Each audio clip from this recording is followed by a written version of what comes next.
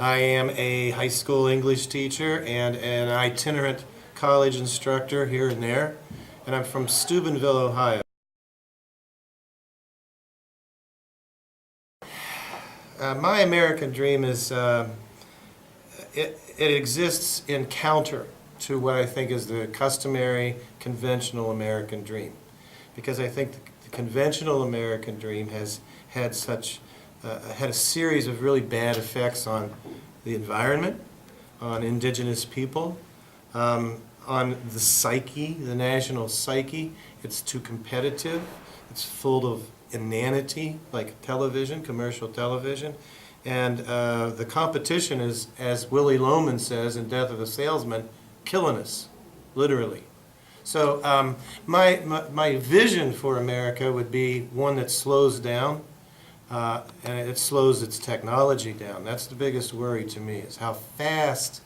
I'm not against technology. I use a shovel in my garden. That is technology. I use a car. I'm not happy about it, but I have to.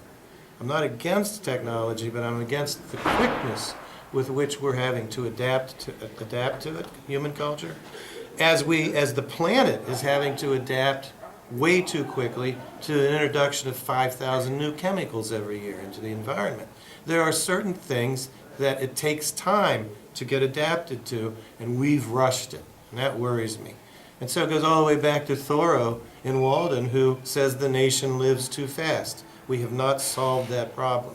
So part of the American dream for me would be to slow things down, whatever that means.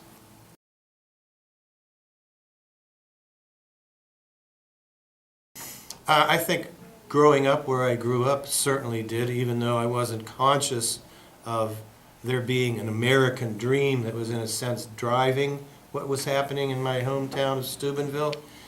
Here it was, a part of the military-industrial complex, on the edge of Appalachia, and booming when I was a kid. Somebody recently sent me a telephoto photograph taken at the top of Market Street. Down, you can see all the way down to the river. And it looks like there's millions of people there, and there's 5 or 6 buses just in this one little photograph, hundreds of cars. And it was booming. But then in 20 years it was gone.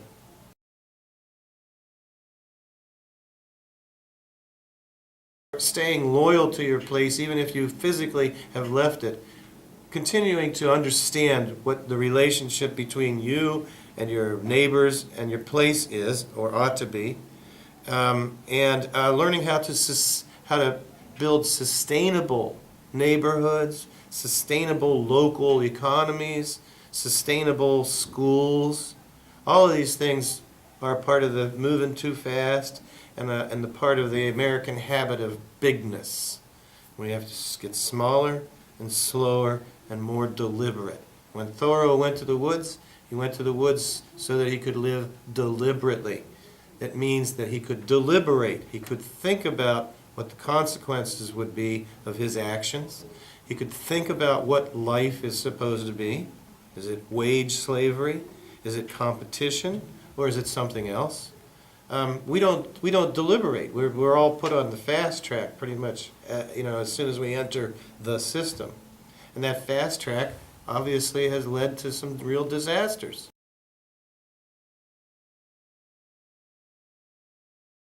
Writers of literature are among the witnesses.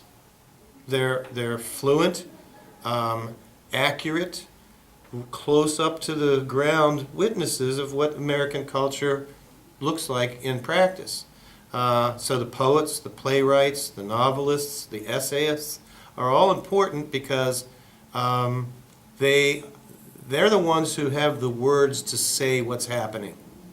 Many of us, we don't have those words, or many of us are living too fast to pay attention to what's going on. James Baldwin once said, let's face it, writers are people who pay attention to things that other people are too busy to pay attention to.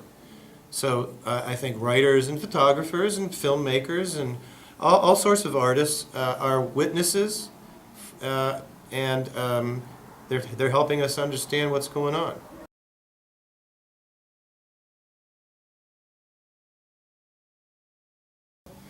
So Appalachia as a place of extraction and as a place of abandonment. We've abandoned, as a culture, we pretty much have abandoned the countryside.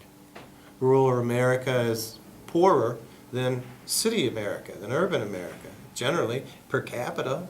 That comes as a surprise to everybody, but how could it not be otherwise? Because it's dominated by agribusiness, and the small sustainable farms are gone, or getting thrown out, or getting mountaintop removaled, or otherwise messed up. So Appalachia's uniqueness is that it had a culture that was pretty much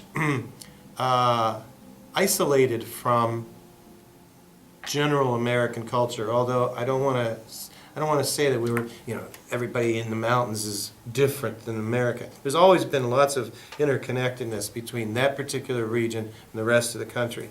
But I think it has a specific culture and a specific history and a specific cast of characters and a very specific and rich literature that makes it somewhat unique as a region in the country because of the consistency and the intensity of its literary and musical and historical, geographical culture.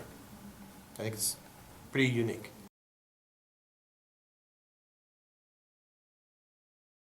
I'm very fascinated by the idea of making a kind of urban agrarian culture.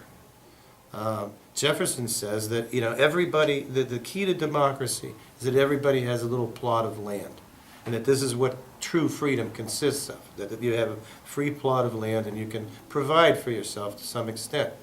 I think that's quite possible. And so I'm still learning at this age how to do that, how to enact that kind of vision, how to be a farmer in the city, and how to let other people understand that they're not incompatible, that being an urban person does not mean you have to forget forever and give up forever the old hand skills that connect you still to the land.